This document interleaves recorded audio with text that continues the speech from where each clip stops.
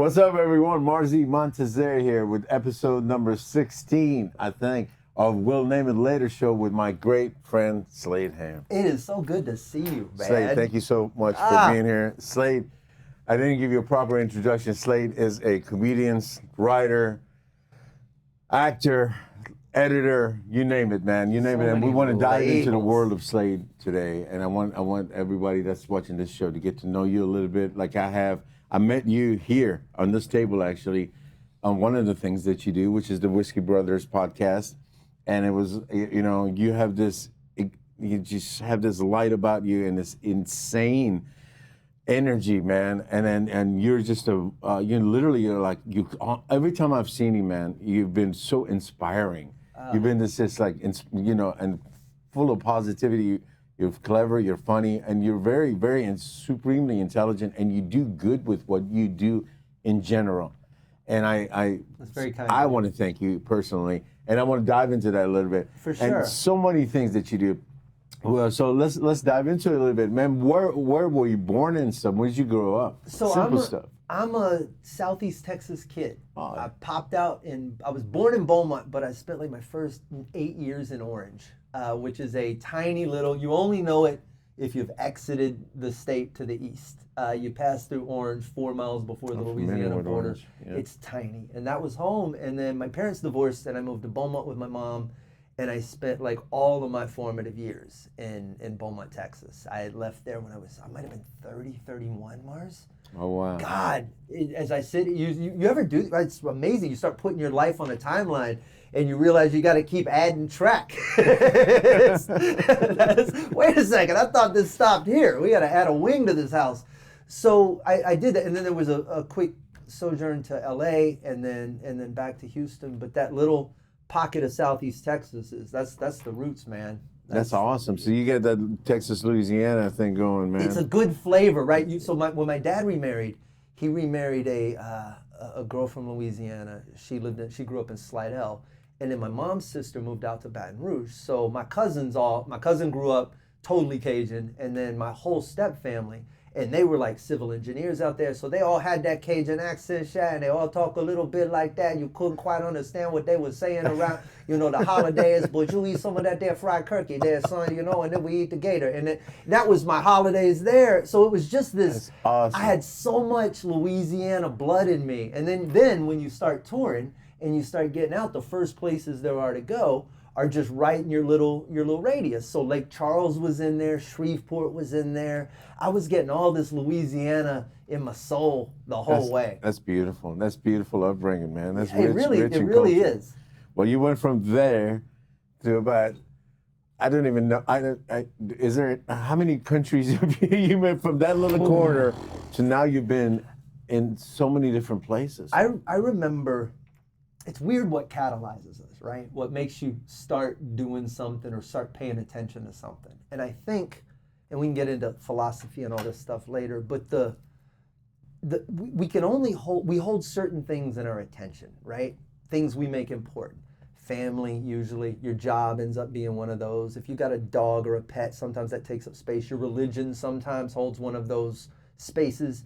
But past that, you got to start filling in blanks. You got to start figuring out what else you're going to pay attention to. And I remember travel hadn't been a big factor for me, but I had left the country once right after 9/11. I'd gone to Germany. It's the first time I'd ever left Southeast Texas at all. I'd been around the Gulf Coast. I think I'd been as far as Florida. That was it. And then straight to Germany right after 9/11. And I'm wide-eyed and have no idea what to expect, and I'm still a very ugly American as a traveler, I think. Like I probably, if I went back and watched tape of me or something from that trip, I would be just appalled. But now it's different. I remember being at the club one night, and there was this comedian, a friend of mine, Don Barnhart, who I'd known for years, and he was introduced going on stage as, you've seen this next guy, he's performed in, I think it was 18 countries or something. And I remember hearing that, and it just being the coolest sounding thing I'd ever heard in my life. This dude has told jokes in 18 countries, and I can't name 18 countries. Yeah, but it was like, it appealed to the kid in me who grew up reading adventures, right? Treasure Island and all that cliche stuff that's in your head as a kid. This was that. It's like, oh, it's like that dude's on a pirate ship out living that fantasy adventure life. And that stuck. So somewhere over the next few years, I just found myself keeping account. And now I've lost track, but it was that kind of that chase is what made me say yes to so many things that I might not have. Where like, would you like to go do comedy in Niger or Djibouti or some country that, you know, you'd never go to on purpose?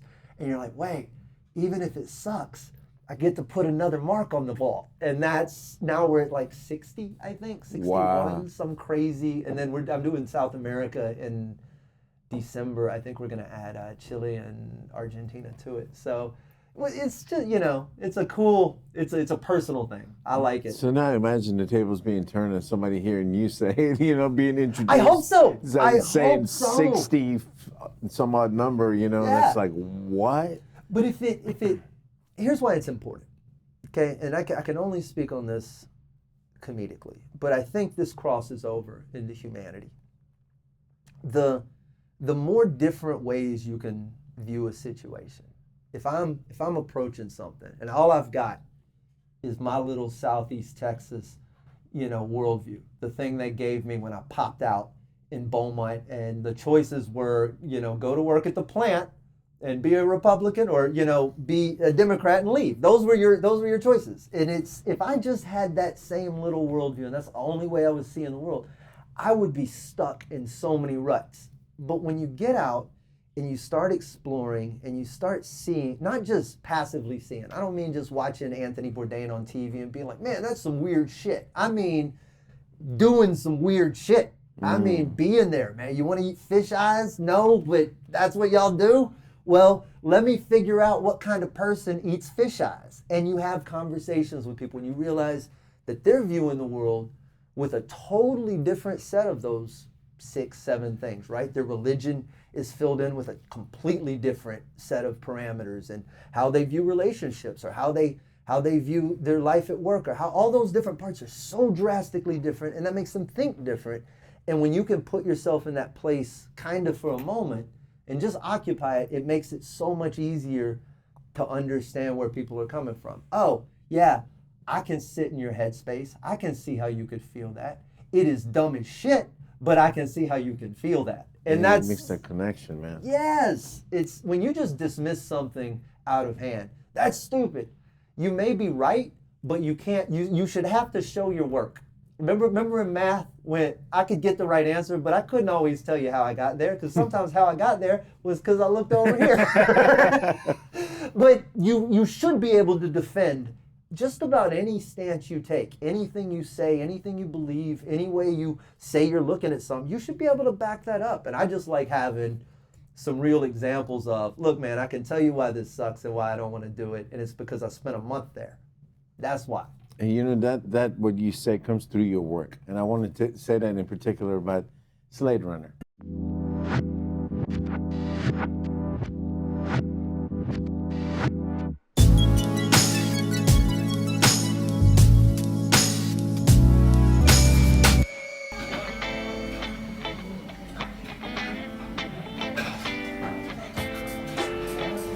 Welcome to Tokyo's Tsukiji Market. It's seventh heaven for anyone wanting to sink your teeth into the vastness of Japanese street food. This one is new even for a veteran of Texas state fairs like myself, where we deep fry sticks of butter. It's pancake batter with a giant prawn in it. Then they just smash it down so the gooey guts run through everything and make a dirty, dirty, fishy waffle. Then they cut it up and hand it to you like a 50-million-year-old Cretaceous fossil. Get that to the museum. Hang it on the wall. Hurry up. Be careful. Arigato. Ah, Okay. it's my favorite thing I do. Yeah, it's 'Cause so, it's so fun. It's self-indulgent. so yeah, well. I mean, it's as you say, it's very thorough because you take the time to explain all those things you just mentioned, but on film, and you bring in the audience, and it's so well narrated, and it's shot so well. And I have to say, it's edited. I mean, it's great because the first one I saw is bajam. You know, I mean, and it's done so well, man. You guys have to see this. Okay, so it's Slade Runner. Slade Runner. If you go to real quick, if you go to my Slade Ham on YouTube, everything that I'm proud of is there. The Slade Runner, there's 30 something of them now, from all different countries and places. But let me tell you how this started. I did it because I needed to learn to edit video. When we shot the Whiskey Brothers special. So the Whiskey Brothers, the group of guys I do this podcast with. We shot a comedy special back in 2015. We raised the money in 2014. So this was now a decade ago, as scary as that sounds to say. Oh! 2014 was a decade ago. That's crazy. Okay. We take a break while I break down. Yeah, man, it's nuts. So we're shooting this special, and you can't run a campaign. I've run 3 of them successfully now. The number one thing you have to have is a compelling video that tells your story and demonstrates what you're going to make, right? Now you can shoot on a cell phone and it still be good. But in 2014, you couldn't shoot. You had to flip your phone open. You know what I mean? It was going to be pixelated like Snake or what. You can't shoot on that. So we had to hire guys to do it.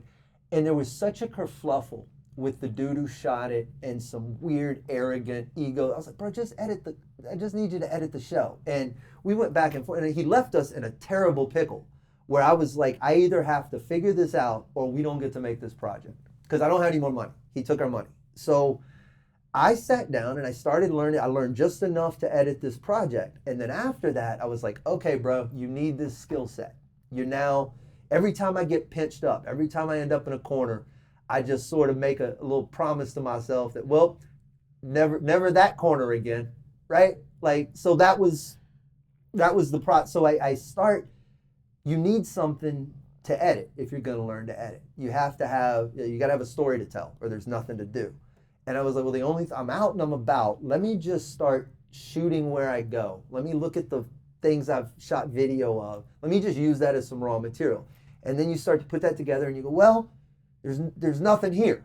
That's pretty, but you basically are just making screensaver footage. And then you go, all right, well, I guess that means I got to talk now when I pull the camera out. You learn that. And then you go, well, I forgot to say these things when I was out there, so let me pick them up in the studio and I'll do the rest. And then it became this weird sort of composite rhythm of kind of like, I guess if you're making a song, you're like, well, this is how I lay down the drums and this is how I do the guitars. And when I put in the vocals, it becomes a song. And these things became little pieces. And it was all every one of them is me trying. So if you watch them, some of the early ones are like, they're not bad, but you can see where I'm trying different things. I do jump cuts, but I'll add a beep for no reason whatsoever. Just experimenting. Yeah, because you think the jump cut looks weird, or you think this is and it's all because you don't know. You just don't know, because there is school for this probably, but not. But you learned that rhythm that you had internally through that trial and error. Yes. That's what's awesome. You're playing it like an instrument. It's very personal. It's really cool to edit yourself because there's 2 reasons. One, you have the ultimate say-so, right? I get to tell the story exactly like I think the story needs to be told. Sometimes I suck at it. Sometimes I don't tell it right, but it's the way I meant to tell it and the way I tried to tell it. The other side of that coin is you end up learning to be a ruthless editor, like cold-hearted to yourself, because you cannot carry that artistic emotion into the editing bay. That dude has to be willing to kill every baby you've ever given birth to tell the best story. Of course. And that's the fun part after now 3 years of having mucked with it. And I've edited comedy specials and I've edited some film stuff and I've branched out, but it all comes from just that cool, man, just let me figure it out. Just let me You've done a great job at it. You've spent an amazing amount of time on it, but you did it initially out of necessity. You were forced to do it. And it sticks around. This is ultimately the cool part, because I just like it. I just like the fact that I can go back, forget an audience. I don't care if a single person ever watches one. For me, it's this visual journal of everything I've done and where I've been and my friends and what we experienced together and all of this cool magicness wrapped up in an edited professional piece, and all it took was me sitting down and playing with these memories again. Like, there's no downside to it. Absolutely not. Just because solidifies it because all. you're painting a picture that lasts forever, and you're putting your integrity and heart right behind it, and which as you would do a song or anything, right? You have to, Because I think. it's like it's something you're leaving behind. As we progress in life, you're leaving it all behind. It's like what that's a beautiful way to say it, is because prior to this, not to talk about myself, but I played Well, you you a should. song that, It's just my lightsaber. Lord have It's mercy. all- It's all good. I played you a song. This lightsaber does not want to talk about this song, Marzi.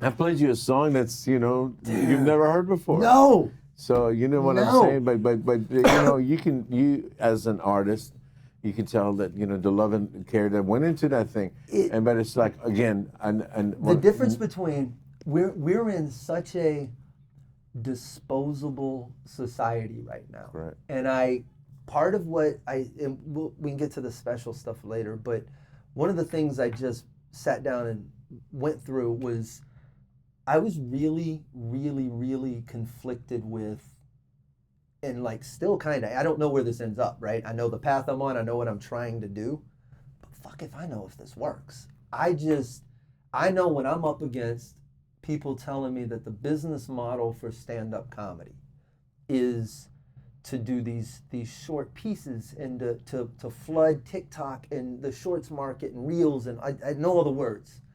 But to make these little short things that might put a hook in someone's mouth and drag them into your little fence because they're only watching stuff in short. Well, I don't do that. That's awesome. I can't. If awesome. that's my job, That's awesome. then I quit. That's awesome. Period. I'd rather build tree houses for, there's a thousand things I could do.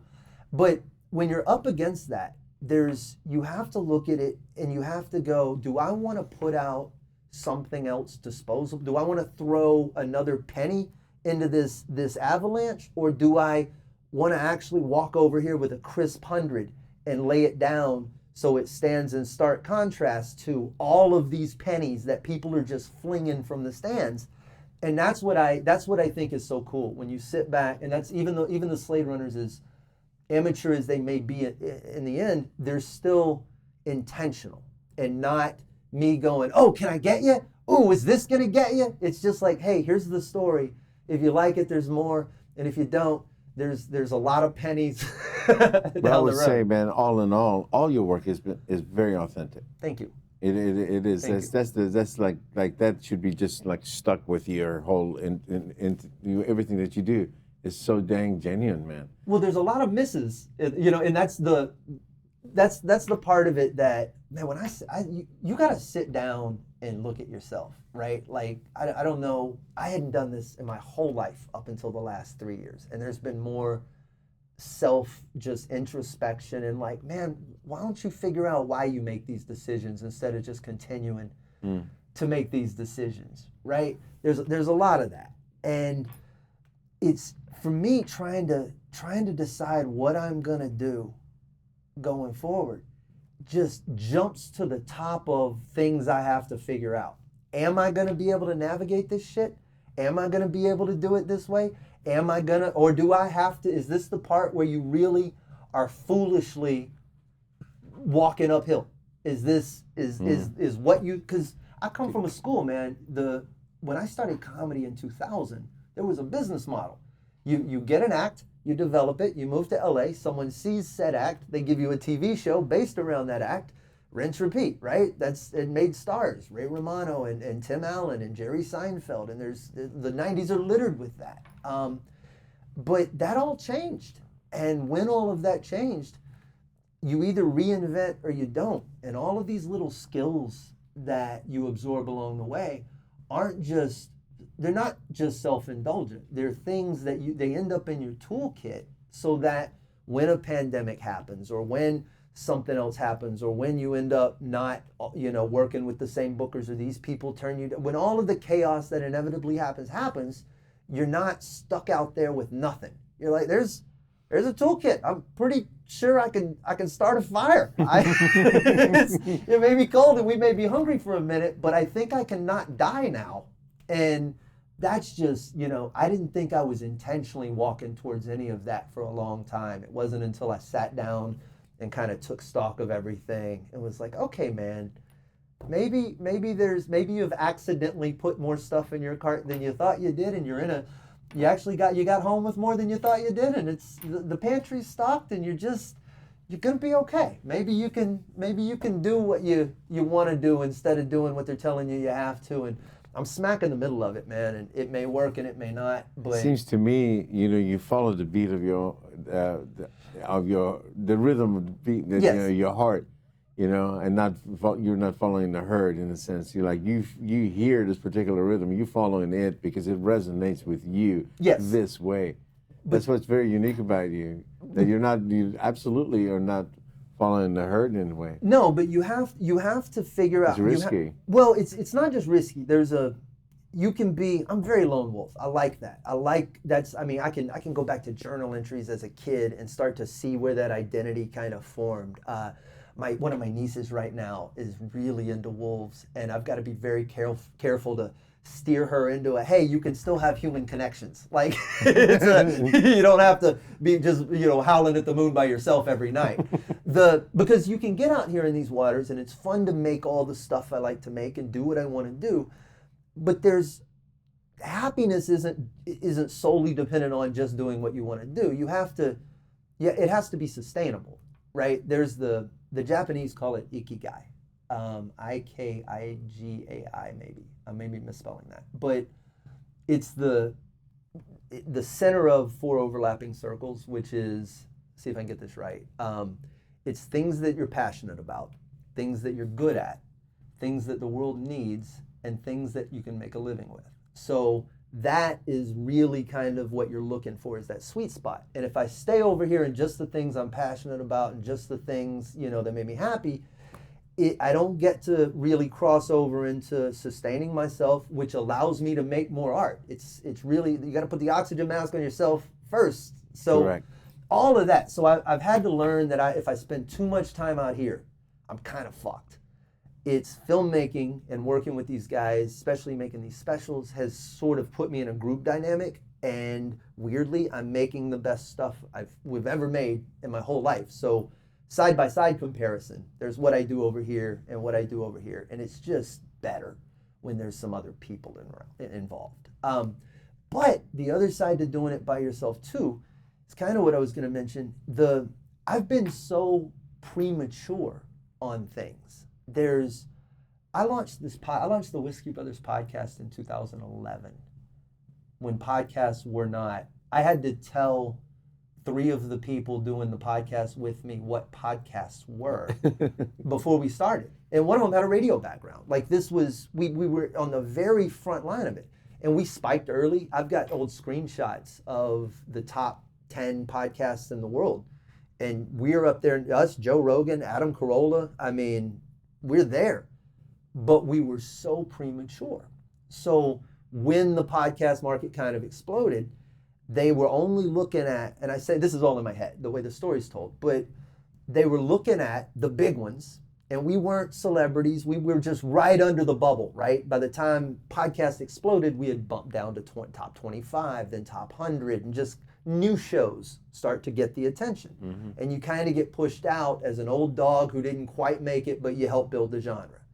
And then stand-up specials. We did the Whiskey Brothers in 2015. It was in the heart of good stand-up comedy, but it wasn't in the explosion of stand-up comedy specials like there are now. So we had a product that was above anyone.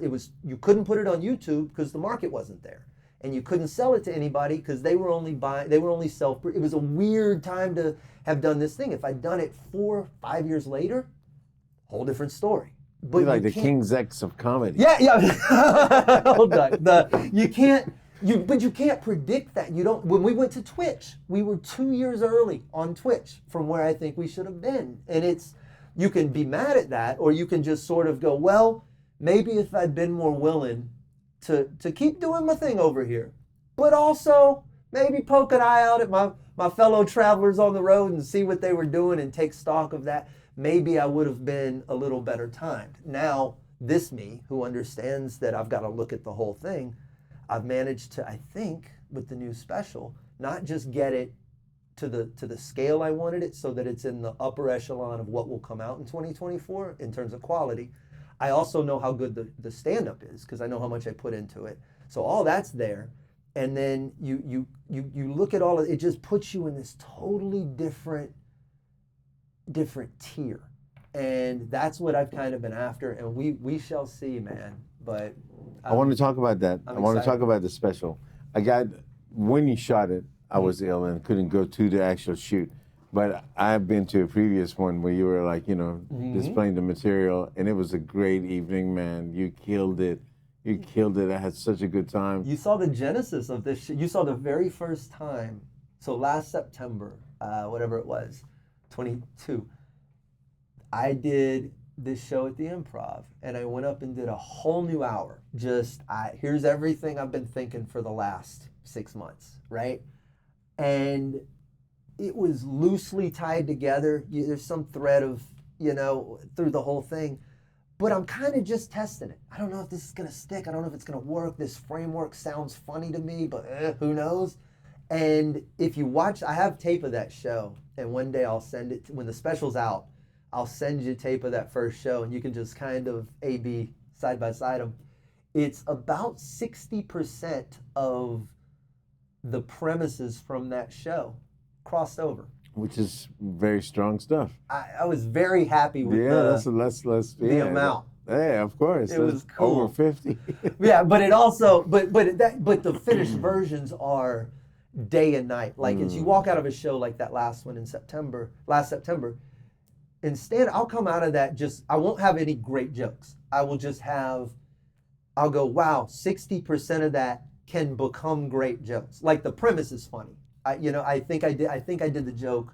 You wouldn't, but if I'm recalling correctly, I did a bit that makes it into the special. It's a signature piece in the special, and it ends up being, I think it's like 9 minutes, a 9-minute long story, and it's got a couple of calls. It's properly done. I'm very proud of it. But the previous version, like the one from that special, unrecognizable. It's like you can see where the nugget is. You're like, oh, he sees what's funny. He doesn't know how to tell us yet.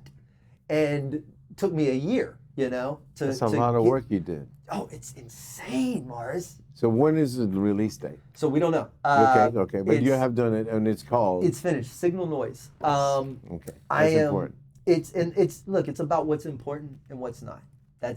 Everybody's always like, well, is it this? Does it mean this? Is it like signal to noise and is it this? And it just really is signal, noise. What's important? What isn't? And that's what I'm talking about through the whole show.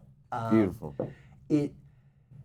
It's the best work I've ever done, and whether or not I will sleep so well at night knowing this is finished. I've seen all the angles now. All the edits are sent in. That will all get done. We'll have a finished film by Halloween. So I've still got an intro to shoot. Our dear friend Scarface introduced me that night, so we were using some of his music in the beginning. It's like a really cool mix of artistic brains. By the end of by Halloween, we'll have a finished film. We'll start to shop this a little bit before it's done. Ideally, it's out in February, maybe All the January. footage that I've seen and the little clips and pictures and stuff have been absolutely mind-blowing. It's gorgeous. I'm so happy that you had that night, and I can't wait for you to be able to share with everyone else. Dude, we'll do a big digital debut of it. I'm curious to see, right? Like you make something like that, and you have to be so in the bubble, man. There's a level of delusion and a level of blinders, and it's not the same. You got to start. Who said it? Was it James Clear? I always try to quote people, and I will forget. But the guy who wrote Atomic Habits, he has a newsletter, I think, called the 321 newsletter. I get it every week. It's like one of the few things I look forward to. And he wrote on there. He goes. There's I think how he phrased it. He goes, it's optimism, pessimism, optimism. He goes, when you start a new project, he goes, you have to be blindingly optimistic, right? And then in the middle, you sort of need the pessimistic editor. You need the guy to go, okay, wait, we can make this better. This isn't great. This isn't perfect. It is. But then you cross another threshold and you have to be crazy optimistic again. And I'm in a weird, I'm not sure where I am between those. I'm kind of in the, I got to be a little pessimistic, but I got to keep one foot on either side Right. because it's done and we got it. But also, it could do nothing, man. At the end of the day, I got distribution for Andy Huggins' special. Okay, that's another thing I wanted to mention. You campaigned that hard, man. Well, all right. So let's. And Your job is you could going to tell be. Your what's job very is going to be to important. keep me on track here. All right. Okay. This is. But I kind of want to trace. This goes back to sort of what I did with the Slade Runner, right? If you're going to learn, if you're going to do something, there's a lot of different ways to learn, right? There's some strategy. You can sit back and you can just read and learn everything there is to learn. Just go to college and never go into the field. And then you can just go into the field, then just learn, right? But you got to find what works for you. For me, I can't just sit back and read the book. If I want to know how to, can't do it. So if I want to know how to make a comedy special, we got to make a comedy special. I talked about Jerry Wayne, our dear friend Jerry Wayne Longmire, social media. He's been on your show. You can put a link back to his episode. When Jerry went to tape his special, he razzes me about it now because he caught me on another podcast going, well, shit, I'll just learn with Jerry, and if we mess it up, no big deal. That was not what was in my head. But in a bit of ways, this was already happening. He was already making this special. There was nothing I could do to make it worse, right? I can only take what I know and help make it better. So in the process of that, you learn a bunch of stuff. You go, okay, well, I didn't know this. I didn't think about this. Well, this was problematic in the edit. You start making notes, and then you start talking to other people who might have made fun. You go, well, how do you solve this? What did you do? And they go, oh, I would have done this. And you go, oh, okay, Jesus, I'm such an idiot, right? Little things where you'd see a little monitor, right? You'd have a wide shot, and just the little monitor from the guy's camera would just be a little white blip. And in my brain, the shot is ruined, or I would have to crop in so tight to get this out. And I don't know anything about fixing it. But then a guy goes, well, why don't you just put a little black box, and just motion track it over there? And you go, oh, you could just cover up those or turn down the brightness on that. There's so many ways many. But you don't know any of that until you get your hands in the guts. Right. So we did Jerry's. And then Andy Huggins is a legendary Houston comic. He's in his mid-70s now. He was part of the Outlaw Comics. Bill Hicks, Kinnison. But all these Jimmy Pineapple, this legendary group of guys down here in Houston. Well, most of them have retired. They've gone on. A few of them passed away. There's, life. Andy's still doing it. And he is at the ripe old age of, at the time, I think 72, 73. He goes, if I wanted to take my special, how would I go about that? And he just posted on Facebook like that, just like that. And a few people, oh, you can set your cell phone up, you can do this. And I saw it and I went, man, you can't. This dude's legacy can't be that. It can't. His life's 40 years of stand-up comedy history. I'm not even in his style. It's not like I'm standing on his shoulders and this is, I got to do it for the history. It's just the dude is good and deserves to have his life's work captured as best as it could be. Mm-hmm. And I also need to learn a bunch of shit. So if he's going to shoot this on cell phones otherwise, and I need something to direct, let's figure it out. That's beautiful. And Marzi, we raised a ton of money. He has a great fan base. He was on America's Got Talent. He had some, there were some cool moments. We put the video together, and this is where all of those old editing muscles that I never thought I'd need again, right? I did that to solve a problem. It ends up in my backpack. I suddenly find myself in need of this thing. I'm like, well, wait a second. So we shoot the intro, we put it together, the Kickstarter video goes out. We raised $30,000. Amazing. And we spent more than that, but we spent it, man. We shot this film, and then Comedy Dynamics, which is the largest comedy distributor in the world, picked it up. It comes out October 17th. I don't know all the platforms yet, but most of those things end up on all the streaming stuff, and then they end up second run on like a YouTube or a Hulu. So we're in the driver's seat with it. And it's called? It's Early Bird Special. which is just adorable. He comes out with his cane, and Marzi, he holds court. It is. I'm not kidding. It's as a director and then as the editor, you end up watching a comedy special more times. Anything you see it till it's spaghetti. So many different layers of it. I still laugh. Wow. There are moments in this special that still, not because the surprise gets me, from the absolute innocent mischief look in his eyes when he tells it. He knows. You, like the finger on like on a spider web. The tension in that special ebbs and flows more. It's a master class, and it has nothing.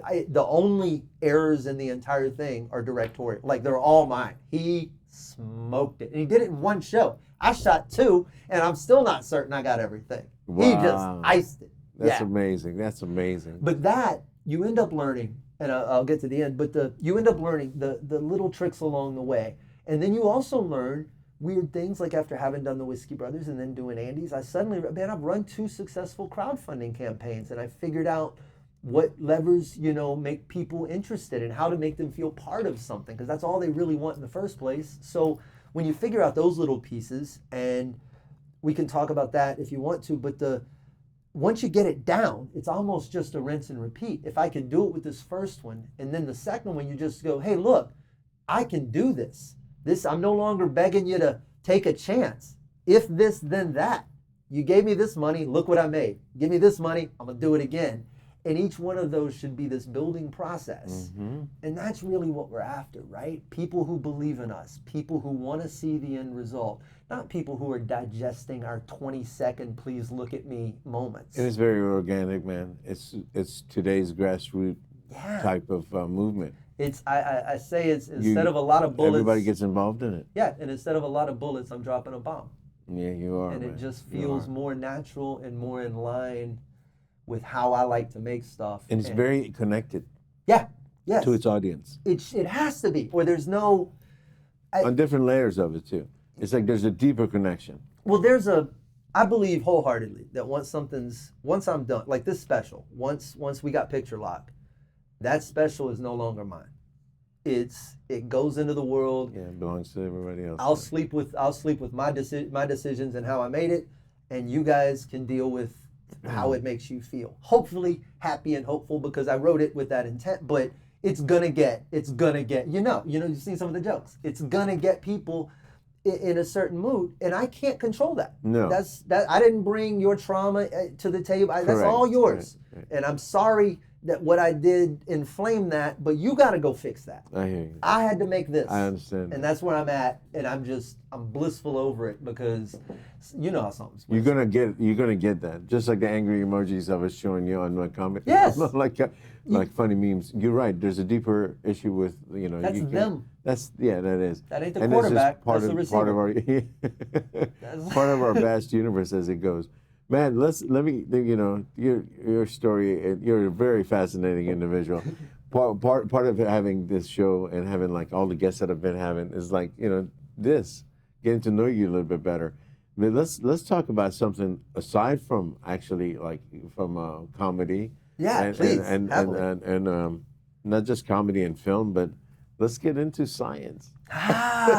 So talk about this thing you got going on, because I find it so interesting, man. So but it's I tried to tell my man Ron on the way up here, and I wasn't doing a good job. Mm-hmm. So why don't you tell me? So I am a founder in a company called the People's CO2. People's CO2. It is we here nor there. We're not getting into a climate change conversation. It is what it is, right? People think what they want. It doesn't matter. Right. At the end of the day, there is an enormous amount of CO2 in our atmosphere, measurable. It is there.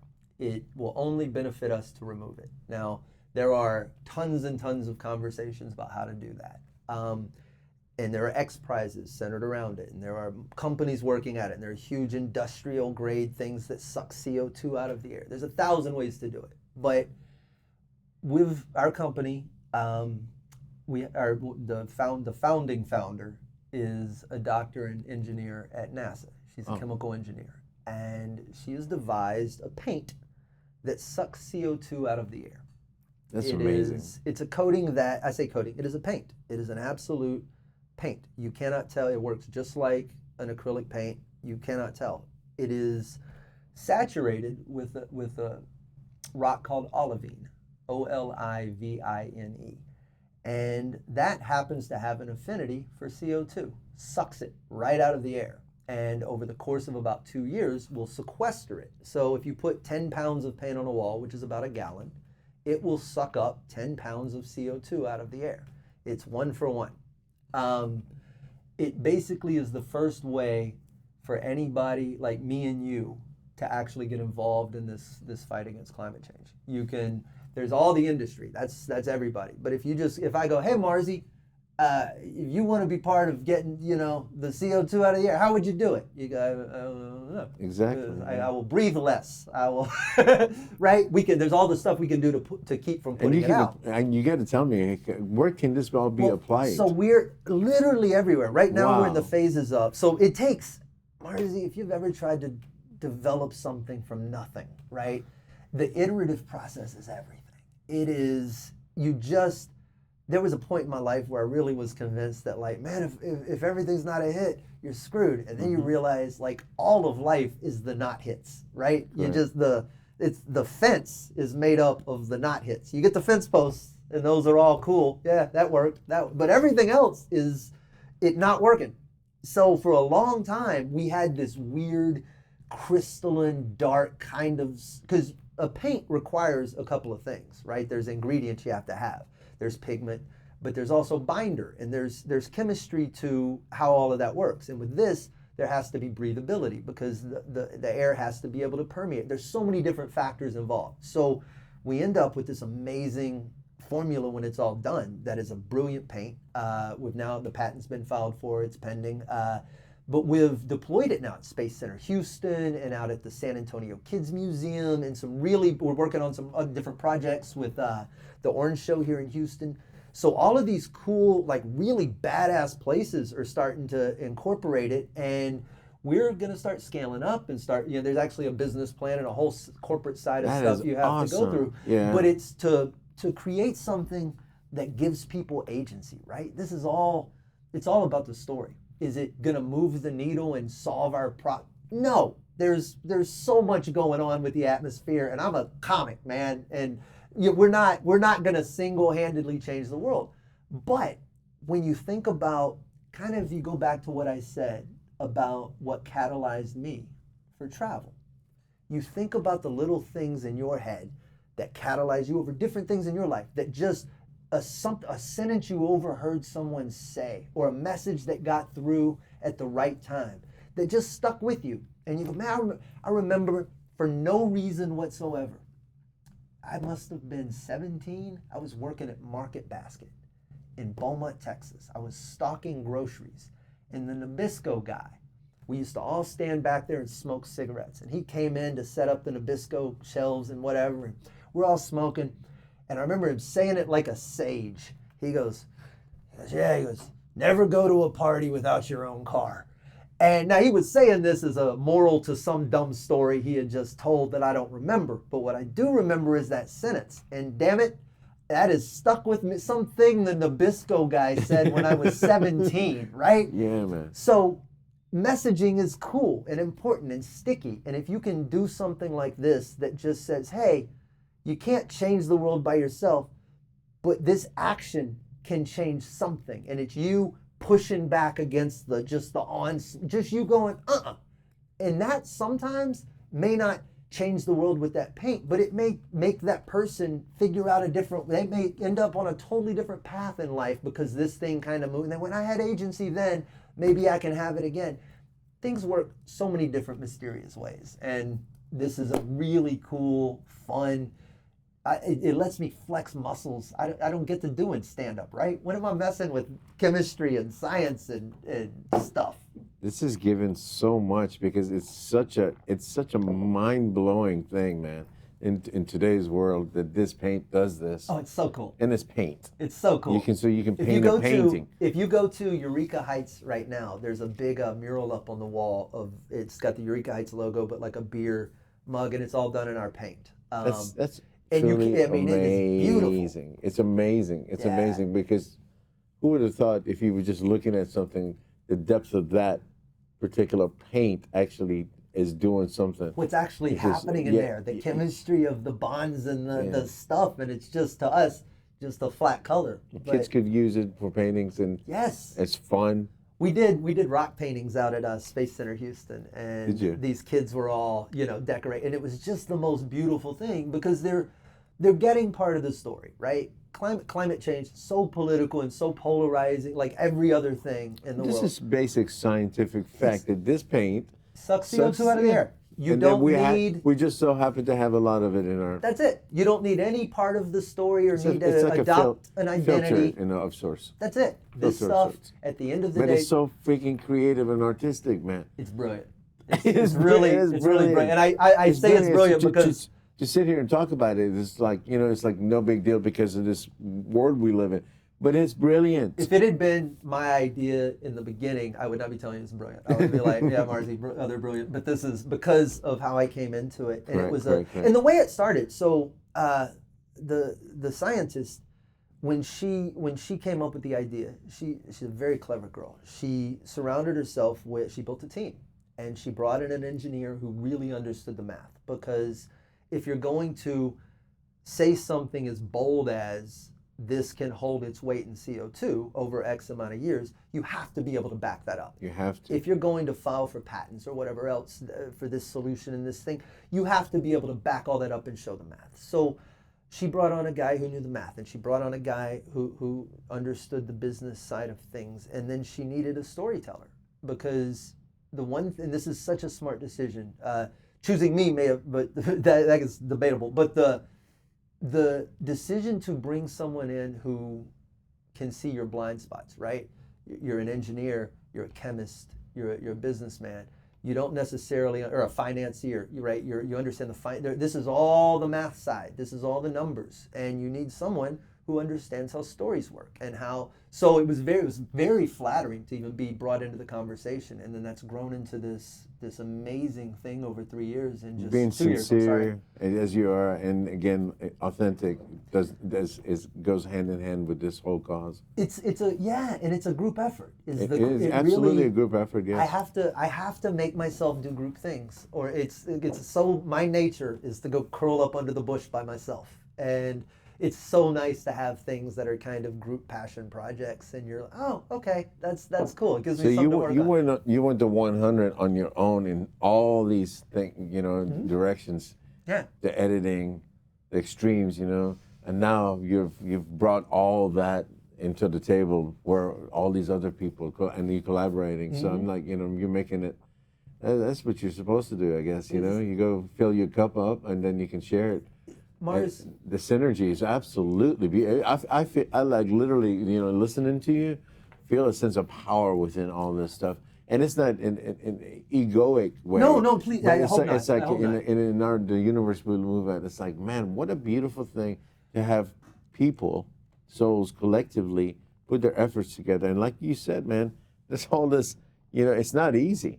It's all misses, but to have an ultimate goal and then to actually hit certain landmarks, man. You gotta, and to achieve certain goals, and there's an element to it. The other ingredient to all of this, I would say, and again, this is the last 3 or 4 years for me. Like, so much of this is late in life understanding, and I'm still figuring things out.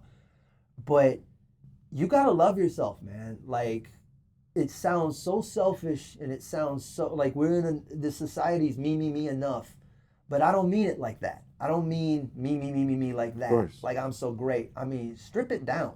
Figure out how you work. You want to love yourself, you better know yourself. And you got to be able to sit with yourself. Not distracted, not with the radio all cranked up, not with the beers and the guys and the stuff. You and the quiet, dealing with it. And when you get through all of that, you put yourself in a place where you're no longer reactive. I'm not just doing this because this terrible thing happened to me 15 years ago and I never processed it, so every time something happens I react a certain way. No, I sat with all that shit. And when you get to the point where you're no longer reactive, you're kind of in a calm place for a moment. Those are so rare. You can sort of do it without any of the jealousy, all this stuff that used to come up for me, right? When I'd see other comics or things, all of that kind of disappeared. It allowed me to celebrate other people's victories. And all of it comes from turning towards myself. Fuck everybody right now. I gotta fix me. And then once I'm fixed, I can come out and dance. And now we're in the dance phase. But you have to do that first part, or none of the other stuff comes together. You will forever be reactive and at the mercy of all that shit that happened to you, however many times along, however many. And I don't even have, it's not like I got to the, I was abused. My life has been, yeah, we were poor kids, but past that, my life's been okay. I know there were moments, abusive relationships, things that I have been in that sucked and I could have gotten myself out of but didn't, that could stick with me, but they don't anymore because I sat with it all and I got rid of it all. And as soon as I did, every good thing that's happened to me has happened. So fix yourself. Man, if I came here for one thing today, I'm gonna sincerely thank you for just that. All of it has been beautiful, but that notion at the end. You have to. And you know, self-love, you hear about it, but there's tools to it that unfortunately people don't tell you. Because, so there's, if somebody wants to go about it, there's things you do to get there. Self-love is not bubble baths and telling yourself how fantastic you are. That ain't love. In fact, I'd call that abuse. That is, you're allowed to do that. Putting the blinders on and living comfortably is not self-love. Well, because comfortable is a Band-Aid. Comfortable fixes now. And I get it. It's like life is hard. And fast, and it doesn't stop. And as soon as one thing's over, I get all that. It's hard. Comfort for us is nothing but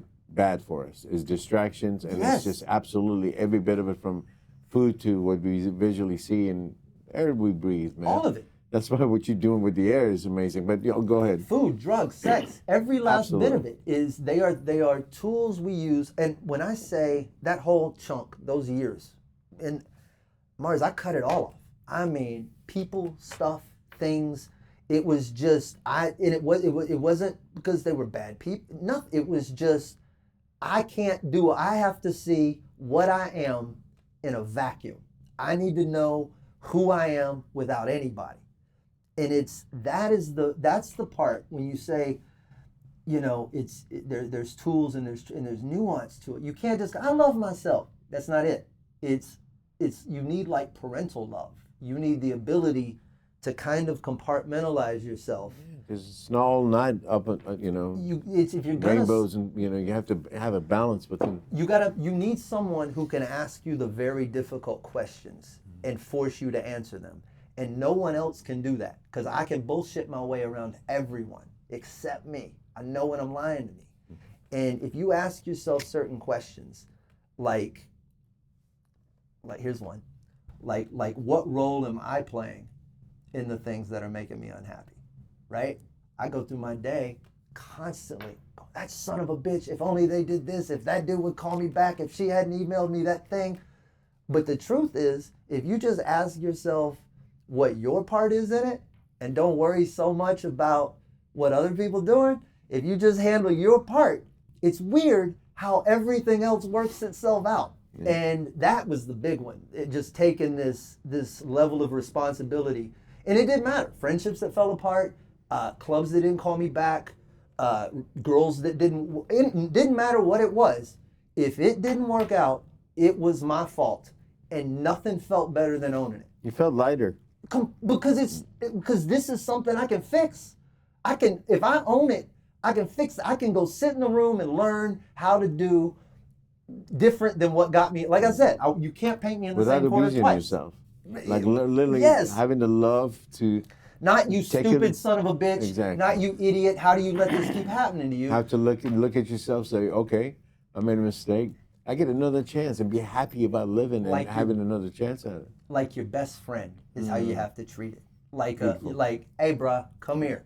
And you gotta talk to yourself that way. It's so, that internal dialogue I go through it with my mom all the time, who is literally any intelligence I have comes from her. She's just clever and smart and funny, and I know what I get from her. But she'll have like vocabulary where she'll just go, "Oh my God, I'm so stupid for doing." It'll be innocent, but it's when we repeat that over and over. It has a lot of power. It sticks. When you ever watch, you see girls, they're always bartenders for some reason, but the ones who self-identify, "I'm crazy," and you just take it or leave it, right? That is the most self-perpetuating talk. When you say every time you say that, the ability to get out of that hole is just a little bit harder, right? You're just pushing yourself further down that crazy hole. So I try to be intelligent about how I frame things now and how I talk to myself now, and it's very forgiving. And it's forgiving in the sense of, but also don't do it again. I kind of got that hand up. I will smack me. Yeah, it's a good point that you bring it up because entirely, especially like whoever's watching, most of us, if not all of us, we're too hard on ourselves, man. So that it holds. Can I tell you the best thing you can do? Go right ahead. So I journal. I've journaled my whole life, but now I've moved to a digital version, and I highlight. I'll go back. The reason I do it is very, very specific. I read back like a month, and then I'll read back like a year, and then I'll read back like 5, whatever. And you're looking for patterns. You're looking for things that, man, was I bitching about this a month ago? And then you're shocked. I was bitching about this 6 months ago? And then it's staggering when you're like, okay, this has been going, like you can see, and you can't argue with it. There's no running from, no, that was like a month ago. No, it's right there on paper. But 2, you can highlight, we don't do this ever. You gotta highlight the victories. When something good happens, you gotta write it down. You need a list. You need a list of stuff that reminds you that you're a bad motherfucker. You know what I mean? So that on those days where it feels like the world's coming down, you can go, but it didn't then, and it didn't then. And I remember how this thing came out of nowhere when I was feeling like the whole world was gonna end. And man, this came out of somewhere when I was feeling just like this. And if you have enough of those, you kind of become bulletproof. But if you're sitting there writing down in your little mental journal all the negative stuff, every time I get in a relationship, they cheat on me. Bad stuff always happens to me, blah, blah, blah. You're blaming other people, you're not taking responsibility, and you're gonna end up with this myth being concrete in a way you can't get through it when you're 40-something years old. It's terrible, terrible. Yeah, Write it down. Yeah. It's incredible, man. It's like having a tree and roots, and, you're gonna grow, but you're growing sideways. Yeah. Yeah, you can, nobody tells us these things. Nobody tells us. That's what I was saying, self-love. Everyone says self-love, self-love, self-love, but there's, exercises and practices for that. Mm-hmm. Kindness and caring for yourself is one, and not being so hard on yourself because, and a situation happens, let's say being positive, when somebody offers a circumstance to someone, that individual, no matter who they are, it seems like they gravitate towards that one thing that could be like disastrous. Yes. But you're right, there's so many great things that are happening and have happened to bring us all here. For me as an example, just not to talk about myself, there's been some really supremely shitty circumstances in my life that have brought up that it's literally like the cow dung and like some flower comes out of it. It's brought into my life some of the most beautiful people and circumstances that would not have happened if I'm not saying, and I wouldn't take any of it back. It's like, it somehow, I don't know how they're tied in, but I look back and I'm like, I would have never met this person if I wasn't in this like circumstance or whatever. And that's how so the way you file those memories away, right, is very important. And also the way, because memory's an odd thing. Nothing that's in your head is the way it happened. That's the other part of journaling that for me, it allows me to fact check. I'll catch something where I'm like, I would have sworn so and so was at this thing with me. Your feelings change. You think the past changed. Yes, because every time you pull a memory out and repack it, you put it back in the way you just retold it, right? So when you tell it, that's why stories change. That's why if me and you go out and something crazy happens, tomorrow that story's all right. But in a month, by the time me and you have both told that a couple of times, that story is great. And it's not necessarily what happened. It's the best version of the story. But that can usurp the truth, right? That can replace what really happened in our head. And that's why things like, it sounds so, I used to roll my eyes at things like gratitude meditations and all that stuff because it sounds woo-woo and stupid. But when you look at the mechanism, what's actually happening, you're doing exactly what I'm talking about. If you sit there and spend X amount of minutes or even 30 seconds or whatever, sort of reflecting on what you're grateful for, what's positive in your life, what's actually working, what's beneficial, what's good. If you can think about that for a second, you're packing those in as positive things and good memories, and they're there. The vibe's different. Your vibration You're is focusing on different things, that you're plugging in those 6 or 7 circles with better things than the negative dwelling pessimists that we normally I would don't know be. what it is about human beings that don't think that they're deserving of it. Oh, But and I think there's a lot of it is tied in with trauma, Mm-hmm. and us being such habitual creatures that we go back, pathways. Me in particular, when I was younger, when anything good would happen, Mm-hmm. I literally would wait. I'm like, okay. Yeah. I was waiting for the bad thing to happen. Yes. Not realizing that I was creating the bad thing by thinking of that way. Oh, that's your fucked up. Here's my fucked up. Here's like, it's like, let's compare ways we process the world all jacked up.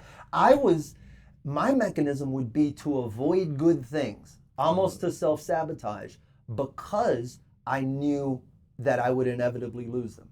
And it was easier for me to just, I got me, I'm good. I know I've built a human shell that is capable of surviving in the environment by itself. I'm self-contained, I don't need anything.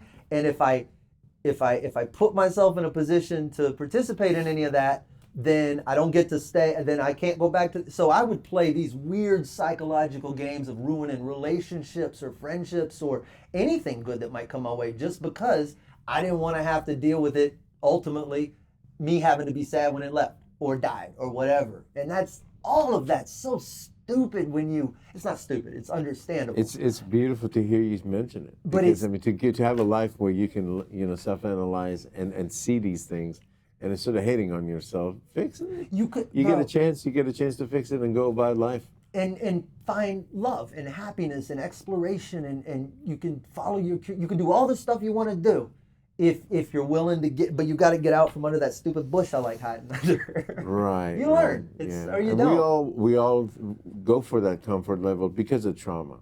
It's trauma when it's like you said, it's a Band-Aid. Mm-hmm. And it's a Band-Aid that it almost becomes impossible to take off because there's so many different elements in our environment. Have it be the food, for instance, Mm-hmm. the food, and there's so many addictive narratives to so many things that it almost like it traps us, man. Yeah. It takes just self-will is almost not like enough. So it gets to a different realm where I think folks like you come in, and people that care, where you inspire others, and you're like, hey, you're not alone. Here's my story, and here, man, we can, as collectively, we don't have to know each other on a personal level, right. but through television, through comedy, through the films, and all that, that transcends. The only thing, it's very Buddhist, but the only thing you can probably really, whatever this is, we don't know, right? This could be, we could all be on an app on Elon Musk's phone. We don't know what this is, right? This could be, who knows? But whether we're part of a machine or part of creation or part of a bigger picture or part of nothing, right now this is real. I'm sitting across the table from someone else and we're sharing an experience. And in the span of this space we have here, you can't help other people not suffer. You can help them not go through certain things they're about to go through, right? If I can help you not walk through the mud, I should do that. This comes back to, I gotta be okay with myself, and I gotta become, some people, there was a phase in my life where I wanted people to walk through the mud. That's a terrible thing to say, but I would be like, I better not say anything. I'm gonna let them walk through the mud, because then they'd be muddy too. And we can both feel muddy together. And it's all because I wasn't willing to go wash mud off myself. But instead, you fix that. You wash the mud off, you put on some new pants, you walk over, hey man, come over here, there ain't no mud. But all of that, we're all trying to figure this out on a planet where everything is telling you you're not good enough. and it's telling you that 1,000 times a day from 1,000 different points of view, of course no one believes. That's why we all hate ourselves. We're all nothing compared to the picture perfect things we're seeing 24 hours a day. And that is not real. That's why you got to go places, man. You want to demystify all that Instagram bullshit? Go stand at Lake Moraine at 10 o'clock in the morning, because at 7 or 6 or 5, right when the sun comes up in Banff, you can get a postcard picture of this thing. And in 3 hours, that place looks like someone kicked an ant bed. It's just people, trash. If you go there, you stop falling for the myth. You go, oh no, that's just the good photo. And when you've stood in a few of these places and seen the photos and you go, that doesn't feel like that. That's sunburn that you feel when you're there. There's no shade, and the water's dirty, and there's a little dude over here who will steal your wallet. And that's fine, because that's a good experience too. But it's not what you're selling me. And what we're being sold is what makes us feel so terrible. We're seeing the best versions of everything, and then we got 24 hours of our day that isn't that. We got just the fence posts, just the wins. And if you're not writing those down and you're not revisiting them and you're not telling yourself every day how glorious it can be and how cool the shit you've been through really probably is, even the bad stuff, because we see how it turned out. And if you can get comfortable with all that, you got a chance. I mean, that's why you're here, Slade. You're like a reminder. You know, that's why you're here. You use your art as a reminder for everyone to know that, hey man, you're all right. Everything about you is all right. Everything, you are perfect. Not outside of you, within you. Everything within you is perfect. I always, as soon as you speak, you're outside of yourself. Yeah.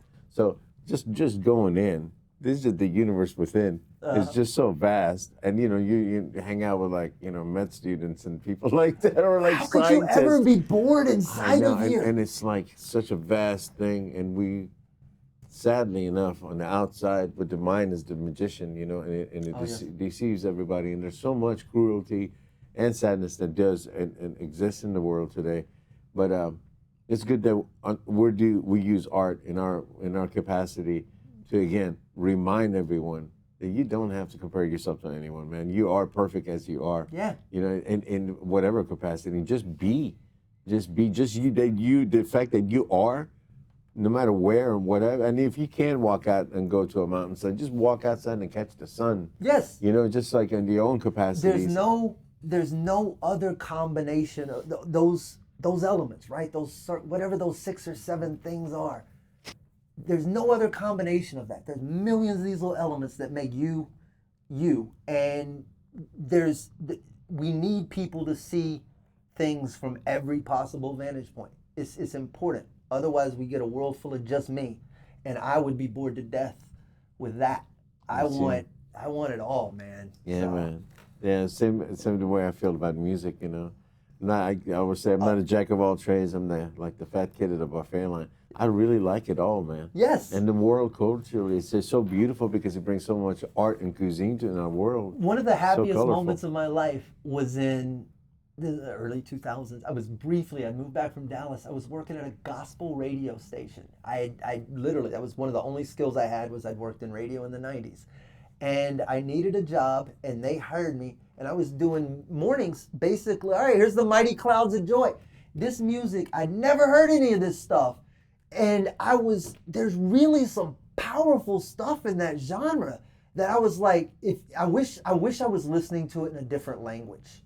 I wish I could listen to it in just something I don't I love music that I can't grasp the lyrics to, and you just sort of ride the emotion, because that music is so incredibly emotional. Very, very. And I would never have listened to that in a million years, but you fall into it, all right, that's it's cool. Kind of how it was for me. I didn't speak English. I was just moved by Robert Plant's voice. I didn't know what he was saying. And neither did he, and neither did half of us. And so. then, when I learned how to speak English, I still didn't know what he was saying. But it moved me, man. It moved me. It's the Lord of the Rings is a good trilogy. And the mushrooms. The Slade, man, you blessed my episode with so much goodness. I appreciate you so much for being here. We're going to put up all the little clips of you mentioning this and that. We don't have a date on when the feature comes out, but there's a date on Andy's Yes, October 17th. Look for Andy 17th. Huggins' Early Bird Special. I think it'll hit all of the Spotify platforms and stuff on the 20th. So they do a delayed release. My special will be out somewhere in 2024, and a new book and a new stuff. You know, we're busy. What's in the new book? Yeah, I'm working on it. I've got about 70,000 words in, and we'll see how much of that I keep. But it's a follow-up. I wrote a book in 2018 called Until All the Dragons Are Dead, and it's stories from the road, and it's kind of memoir, anecdotal. It's fun, but this new one is a little more, it's a little more intense.